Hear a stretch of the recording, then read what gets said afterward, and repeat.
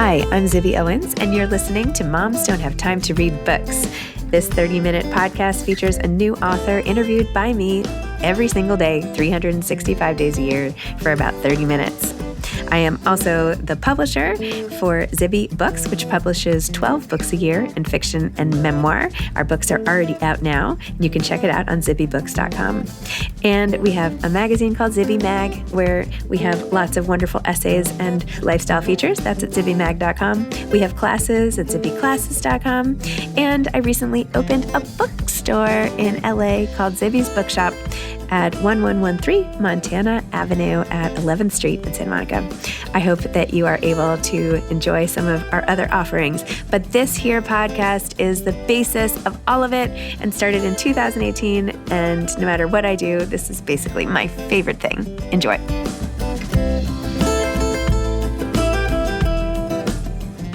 Nikki Vargas is the author of Call You When I Land, a memoir. Originally from Bogota, Colombia, Nikki is the author of the best-selling Call You When I Land, named one of the best women's memoirs of 2023 by Glamour magazine, selected as a staff pick by Apple Books, and recommended by Good Morning America, Forbes, Cosmopolitan, Shondaland, Real Simple, and more. Nikki is the co-author of Wanderess, a women's travel guide available in stores now and featured in Refinery 29, Fortune magazine, and Forbes. In addition, Nikki is a senior editor for Fodor's Travel, a legacy travel publication since the 1930s, reaching millions of readers. She is also the founder of Unearth Women, a women's travel publication set on championing women's stories and spotlighting women-owned businesses. She founded Unearth Women back in 2018, taking it from a mere idea to an internationally sold magazine, available in over 800 bookstores across the United States and independent bookshops abroad. Nikki's work has been published and celebrated in the New York Times, Good Morning America, CNN, Vogue, Cosmopolitan, The Daily Beast, The Washington Post, Forbes, and more. Beyond her writing, Nikki is a public speaker who has spoken at various travel conferences, including the Women's Travel Fest, Women in Travel Summit, Latino Travel Fest, and more. Welcome, Nikki. Thank you so much for coming on Moms Don't Have Time to Read Books to discuss Call You When I Land, a memoir. Thank you so much for having me. I'm so excited. Yay! Tell listeners everything about your book, which is, of course, yourself. Keep going. So Call You When I Land is a travel memoir, but there's so much more to it than travel, which I think surprises a lot of readers. It's a love story. It's a story about running away from a wedding last minute. It's a story about chasing a career dream around the world and all the ebbs and flows and highs and lows that come with chasing a career dream. It's a story about coming of age, learning to embrace your own identity, your own heritage. And it's a little bit of a murder mystery, which throws people for a loop, but that's in there too. But underneath all of it is travel and this constant thread that kind of ties together this whole sort of tumultuous coming of age journey. So it is a travel memoir. But yeah, there's a lot of storylines in there that make it so much more of an evolution. So let's start with the runaway bride aspect. Talk about that and go from there. The runaway bride aspect. The book begins in the jungles of Argentina. You find me a week before my wedding day. And it's this New York wedding that has been planned for months and months and months and months. And I had been taking a backseat to that planning. And there's a lot of avoidance. There's a lot of running away from my life in all the wrong ways. A lot of it is just, youthful naivete, just trying to not take seriously these big decisions I'm making that can come to define my adult life. And so after all of this avoidance and hiding and running away, you find me in the jungles of Argentina as a runaway bride, screaming into the trees that I don't want to get married. And the reason I start the book there is because I think that that is really where the transformation begins. And that's sort of the prologue of the book. And then it kind of rewinds and builds back up to that moment of how I got there and what led to that and why was I avoiding it and how I was using travel as a tool of avoidance. And then you move past that moment to see what happens next.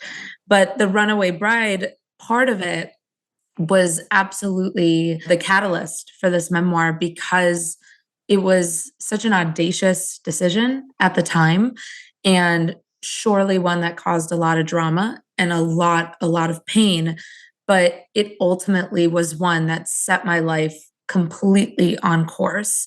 And so I think that that was a great part of the book to really pin the transformation to.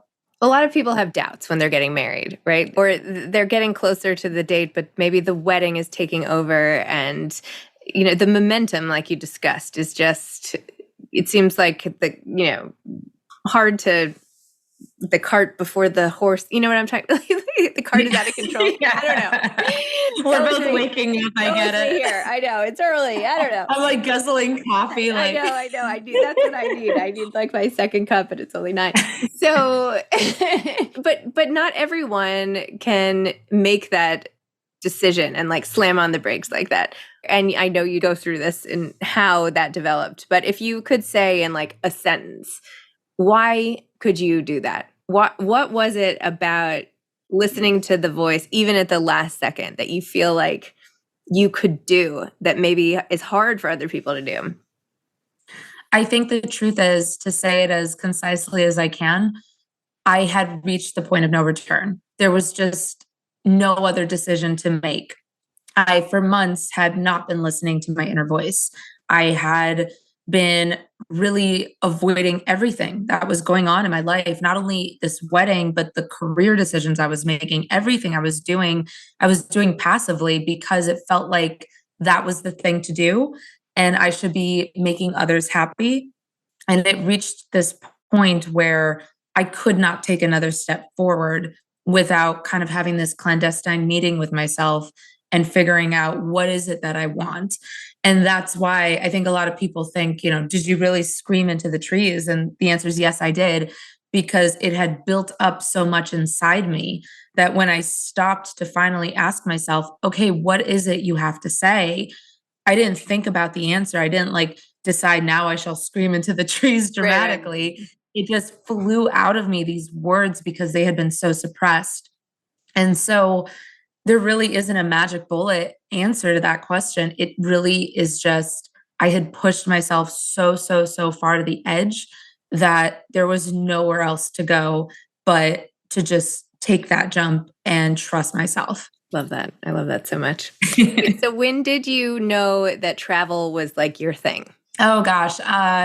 Travel has always sort of been this passion that was cultivated throughout my childhood in the form of family trips. But when I became an adult and in my 20s, I realized that it could become a career. And I became really attached to this idea of being a travel writer.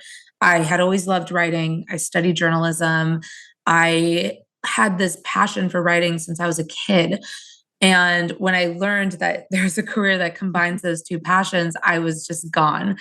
And that really becomes a lot of pressure on that relationship that ultimately becomes the marriage I walk away from. This idea that I'm trying to chase my dreams literally around the world because I'm trying to be a travel writer and I'm trying to go to the farthest flung places on earth to get these compelling stories. And it starts to really rub up against this life I built in New York with this man who's like fell in love with me at a certain point when I wasn't an adult, really. I mean, I was an adult, but when I was just, when fresh I was out of 12, I first got engaged. Yeah. So I was like, let me correct that statement real fast. But, when you enter your 20s, you're so different than who you are when you exit them. And there's so much growth and evolution in this time period, arguably more so than in other decades of your life.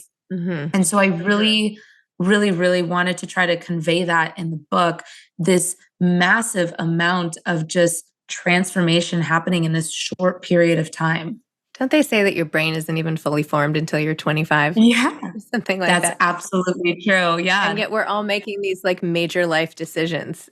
I had friends who like got engaged in college, not friends plural. Okay, one person I knew. Well, I didn't even really know her. She was friends with a friend of mine. But even still, she was 21 years old. And I'm like, how? How can you possibly know? Right?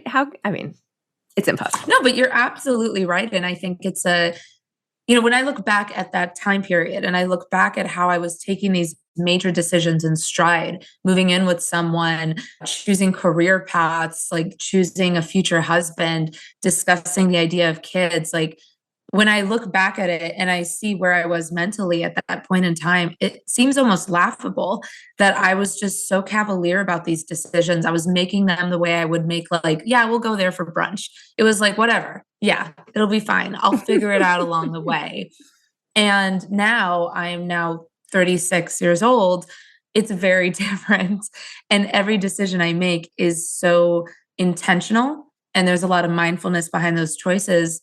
And there's a level of sort of carefree spontaneity that doesn't happen anymore that did when I was in my 20s. And I have to say, at the end of the day, for as messy and audacious and quite honestly, just all over the place that I was in my 20s, I'm glad I was that way because those giant swings got me to where I needed to go. I feel like we can all look back. I mean, now that I'm at the wise old age of 47, we can all like look back and say like, okay, that was so stressful and I felt like that was a mistake at the time, but it all made sense because it led up to now. Yeah, exactly. Maybe it doesn't always work out. Yeah. Okay, so talk to me more about travel writing and how you build a career as a travel writer and what do you need? Like, I'm not sure I'm the best traveler. Like, I'm very picky about where I stay, very picky about what I eat. Like, I don't like major routine disruptions. Like, I probably am not the best travel writer unless I only get to pick my spots. So, what are some of the secrets of great travel writing? Who are people you look up to as travel writers? And how did you forge your way into that field?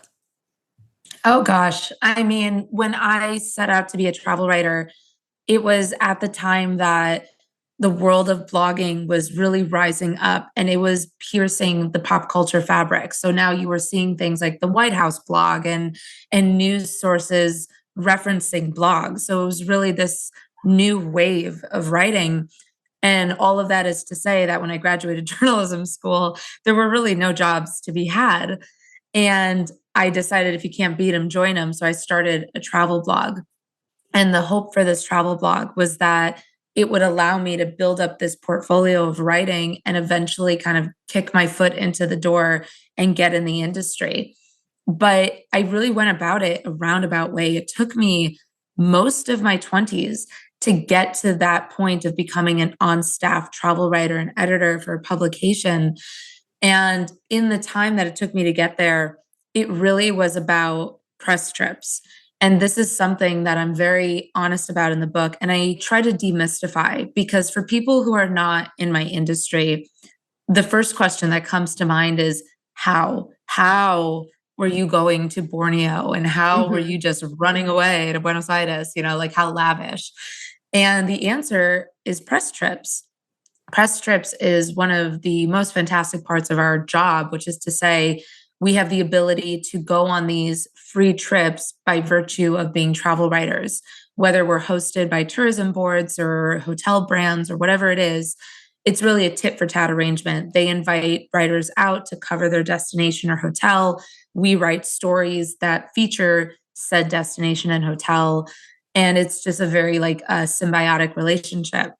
So when I was trying to be a travel writer and instead I became a travel blogger, I had stumbled into this world of trips, creator trips, press trips, influencer trips.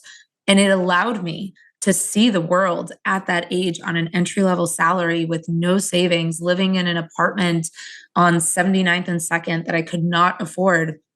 And I took those trips and eventually were able to parlay them into stories, which led eventually to my first on staff job. So it was a really kind of cobbled together roundabout way that took a long time, but eventually I did become a travel writer. But to answer the other part of your question, travel writing to me, I think, is I love the writing that's a beautiful blend of personal narrative while also acknowledging the destination. And I think sometimes it leans too much on one side or the other, where you get people kind of rehashing their emotions in the presence of a beautiful place, but you don't know anything about the place. And I love the writing that pairs the two. And an example would be the late and great Anthony Bourdain. Outside of his television work, he was a phenomenal writer. And his book, A Cook's Tour, one of his early books, he had such an incredible power to draw you into a destination, connect you to a destination, not only in the sights and sounds, but the history and the culture, and then also reveal some of his own emotional turmoil while in that destination. And that is something I really tried to channel and Call You When I Land. Amazing. I listened to No Reservations. Isn't that what it's called? I listened to it on audio. Yeah. It's an audiobook. My husband on like a long drive. It's amazing. It is. Oh, he was great. Yeah, he was a lot of things. He was certainly, he had his faults, but at the end of the day, he was an undeniably great writer. Tell me about writing this book. What was this process like? How long did it take? Did you always know, like, when did you know you were going to write a memoir? And then how did you structure it? Like, did you enjoy writing it? Just tell me all about the writing. Well, the structure I really love. So the book is divided into 3 parts. Part 1 is Turbulence. They're all kind of aviation travel. So part 1, Turbulence, as it suggests, all the chapters in it are very turbulent. It's meant to feel almost uncomfortable to the reader because I'm really drawing you into my mistakes and kind of what I'm just trying to figure out. And then that eventually gives way to changing pitch. And that is an aviation term for when an airplane essentially, the nose of an airplane kind of adjusts up and down, ultimately sort of shifting direction of flight. And so all the chapters in part 2 of Changing Pitch are exactly that. It's sort of figuring it out, trying to find that equilibrium, kind of like redefining my life. And then obviously gets into landing, self-explanatory. You're kind of like coming in at a landing and coming in on resolution. So I really always had the idea of structuring it in these like 3 buckets. And the way the chapters are written, they are written in a very sort of chronological, linear way, but they're almost written like vignettes. It's almost like flashes in time. And each one is sort of rooted in a place. And there were so many more trips I could have put in this book, but I intentionally wanted to choose trips where there was some level of epiphany or transformation that kind of moved the story along. And as much as I would have loved to just write about myself drinking margaritas in Mexico, I'm sure people just want to get to the good stuff. So there were some trips that didn't make the cut. But all in all, I always had an idea for how I wanted this book to be. And I knew I wanted to start it in the jungles of Argentina. I knew I wanted to sort of trace this evolution through my 20s. And it was cathartic to write, which I'm sure you hear a lot when you talk to people who've written memoirs. It was difficult for sure. But I think what surprised me the most is that the parts that were difficult, writing about the wedding was actually the easiest part because it was so long ago and there was so much time between that. The part that was the hardest was writing about Unearth Women. For those listening, Unearth Women was this women's magazine I started in 2018 out of the depths of unemployment. I mean, truly, it is not an exaggeration to say I was just drinking wine in my pajamas on a weeknight and thought to myself, I should start a women's magazine, and then ran with it. And within a year, I can totally relate to that, by the way. Yeah, I mean, I like to think of things. Yes. As Anyway, most great ideas begin, with a glass of wine in the middle of the night. But it had this meteoric rise. And it went from that idea born from the bottom of a glass of wine to becoming a magazine sold in over 800 Barnes & Noble bookstores across the country. And then it very promptly kind of fell. We had to fold the print magazine. And that was the most difficult part of the book for me to write because I realized it's still so present and there's still a level of unfolding I'm working with Unearth Women. But it was a lot of fun. I'll tell you what, there were a lot of dirty martinis that I had in the process of writing this book. I love it. The subtitle is Call You When I Land, from wine on the couch to dirty martinis. Yes, Nikki's exactly. Yeah, it's so funny. Spoiler alert, my now husband,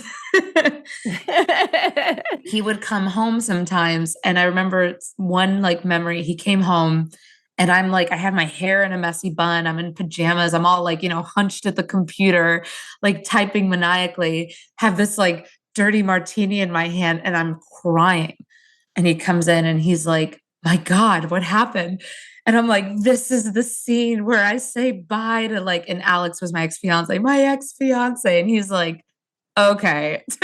But it's like that level of like having to sort of, in a way, kind of shed dignity so you can really just let loose on the page and kind of drop that barrier. It's such a fun creative process, I have to say, as you well know. What contributed to the downfall of the magazine or the success? Well, I think the success came from the magazine being introduced at a moment in time where it was sort of around that kind of cultural moment of Me Too, around sort of Time's Up, where you're getting a lot of sort of overdue support for women and particularly women-led initiatives.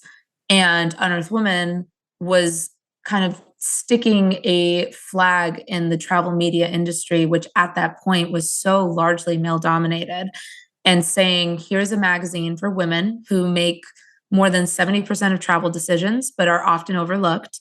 Here's a magazine just for you.